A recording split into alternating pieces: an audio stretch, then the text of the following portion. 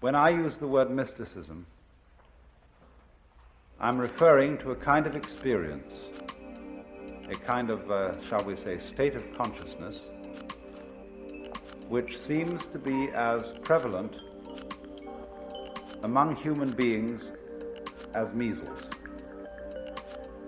It's something that simply happens, and we don't know why it happens, and although there are all sorts of techniques which claim to be able to promote it, and which are more or less successful in doing so, and sometimes rather less than more, nevertheless there is this peculiar thing that happens to people.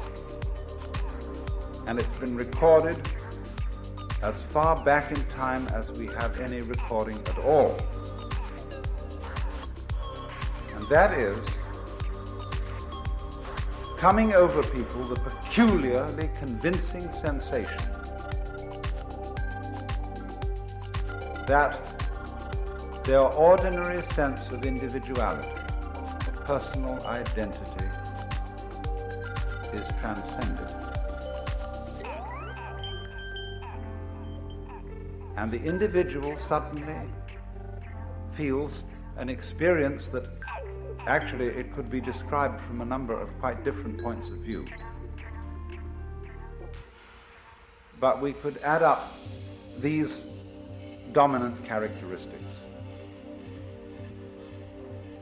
That instead of the ordinary feeling that I as an individual confront a world that is foreign to me, that is not me, in this kind of experience I find myself to be of one and the same nature or identity as the world outside me. In other words, I suddenly feel no longer a stranger in the world, but as if the external world were my own body.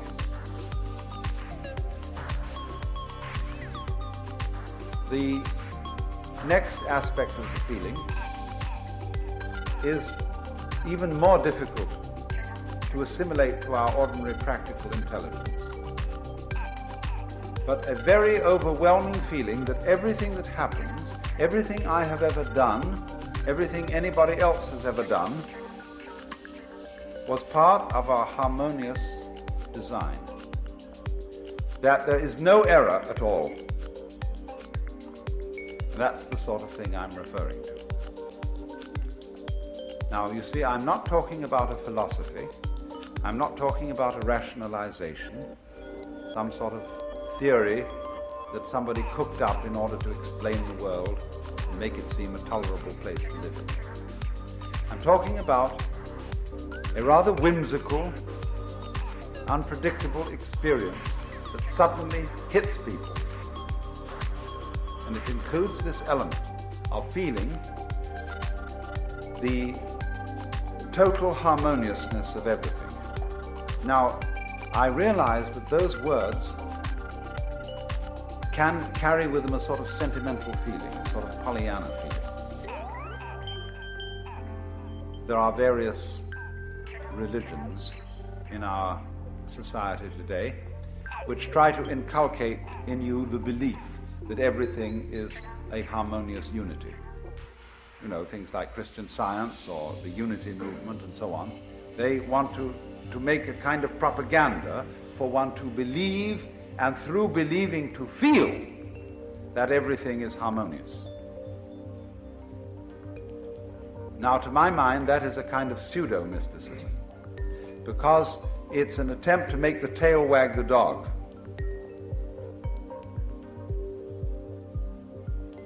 To make the effect produce the cause. Because this sensation of things being harmonious is somehow never brought about by insisting to yourself that that is so. Because when you do that, when you would say to yourself, all things are light, all things are God, all things are beautiful, etc. Actually, by doing that, you're implying that they're not. because you wouldn't be saying all this stuff if you really knew it to be true.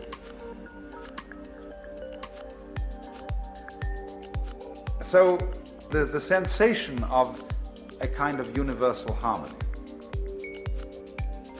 cannot come to us when it is sought, when we look for it as something to be an escape from the way we actually feel or to compensate for the way we actually feel. It's a thing that comes out of the blue. And when it comes out of the blue, just like hiccups come out of the blue, or something like that, it's overwhelmingly convincing. And it stands as the foundation for most of mankind's profound philosophical, mystical, metaphysical, and religious ideas. Someone, in other words, to whom this sort of thing has happened. And as I said before, it strikes us as measles may strike us. Someone to whom this sort of thing has happened can't restrain himself when it has happened, and he has to get up and tell everybody about it. And alas, he becomes the founder of a religion. Because people say, look at that man, how happy he is. What conviction he has. He has no doubts. He seems to be sure in everything he does. You see, that's a wonderful thing about a great human being. He's like an animal or a flower. See, when a flower buds and the bud goes pop and opens, it has no hesitation or doubts about it. But when a young woman appears in society as a debutante, she's not quite sure if she's going to come off. And she appears on the stage of society with some doubts in her mind. Therefore, all appearances of this kind are a rather sickly nature.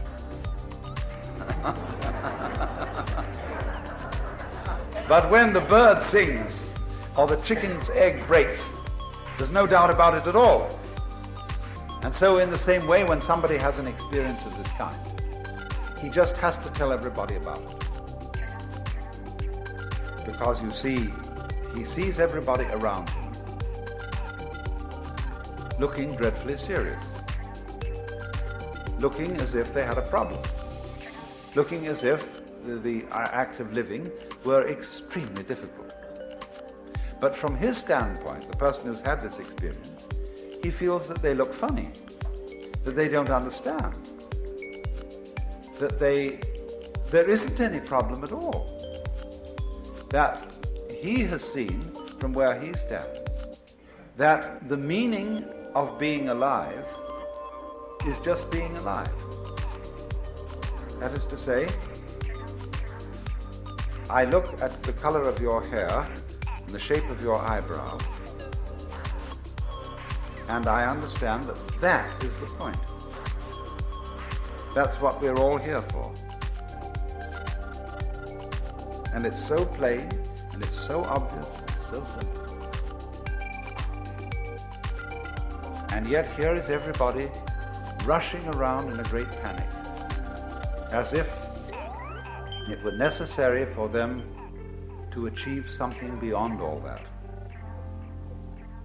And the funny thing is, they're not quite sure what it is. But they are devilishly intent upon it, after that thing.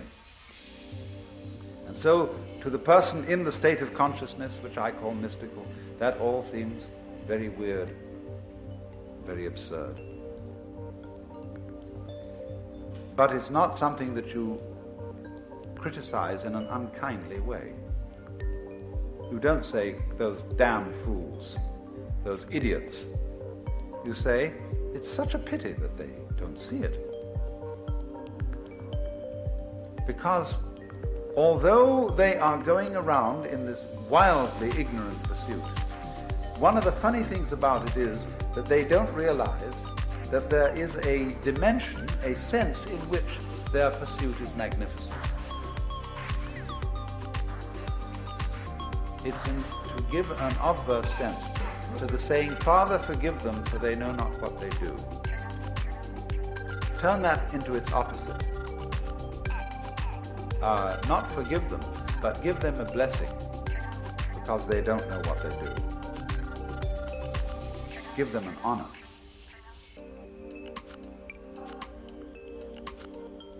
In other words, the intensely serious preoccupations and anxieties of mankind appear from this standpoint. Not to be foolishness, but to be a kind of marvel. In the same way, perhaps, as you could say that the protective coloring of a butterfly, who has somehow contrived to make its wings look like enormous eyes, so that when a bird who is about to devour this beast is confronted by these staring eyes, the bird is a little hesitating. Yes, when you stare at somebody, they're always taken a little bit aback. So the butterfly appears to stare at the bird. And perhaps you see this phenomenon of the marvelous staring wings of the butterfly is in some way a result of anxiety. The anxiety to survive, all the problems and struggles of natural selection.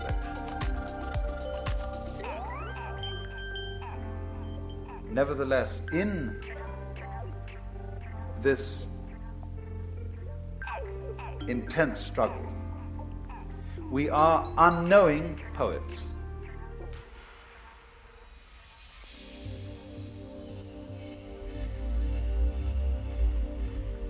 You see,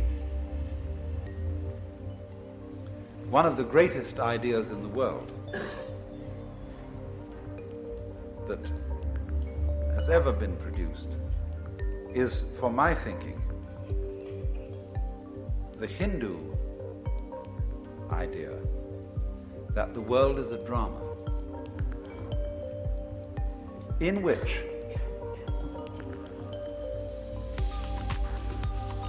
the central and supreme self behind all existence gets lost and involved.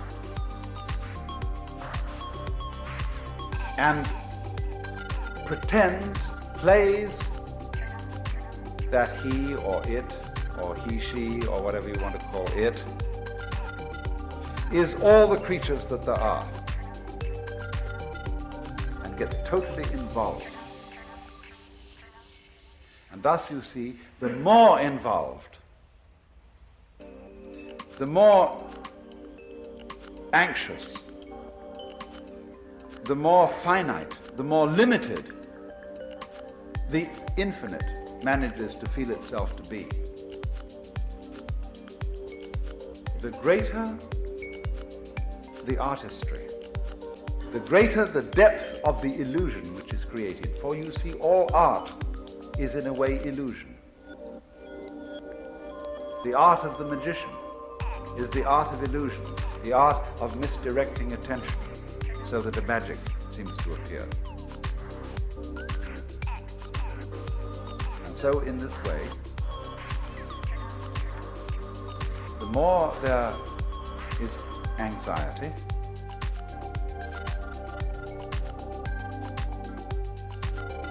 the more there is uncertainty,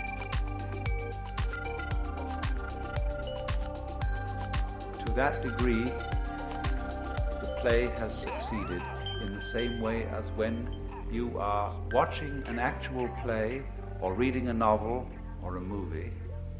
The more the author or the actors manage to grip you and to persuade you just for a moment that you are actually involved in reality, the more they have succeeded as artists. You may have a faint recognition in the back of your mind that this is after all only a play. When you sit on the edge of your seat and you're sweating and your hands clutch the arms of the chair, the scene so grips you, that is magnificent acting. And so the Hindus feel that the whole arrangement of the cosmos is something exactly like that. That when in the reality of actual life you are sweating it out and you're wondering whether this surgeon who's got to operate on you in a matter of life and death is a competent man or a charlatan, or whether the investment that you made is a good thing or whether it's going to make you lose your shirt. See, all those matters of terrific crisis are exactly the same as when you're sitting in the theatre, sweating it out there. But now a far more convincing theatre has been arranged. Because, as the Hindus would say, that in you which is it, the basis of you, the thing that is real in you and that connects you under the surface with every other being that is alive, this is the player of the parts. This is the maker of the illusion. This, the player of the game, which has got you involved in this mess and is living it up in the same way as those actors on the stage are living it up to convince you that this is a real situation. And this is very understandable because basically everybody loves to play this game. The game of hide and seek. The game of scaring oneself. Running up behind yourself in the dark and saying, "Boo!" All children like to do this. And this is the most human thing. That's why we go to the play, to the movie, why we read novels. And our so-called real life is, from the position of the mystic, an extension of the same thing. Because you see, he is the person who suddenly has realized that the game is a game. And that behind all... See, if the game is hide and seek, or if the game is lost and found, everything to do with the hide side, or the lost side, is connected with where we as individuals feel lonely, impotent, put down, and so on. All the negative side of existence.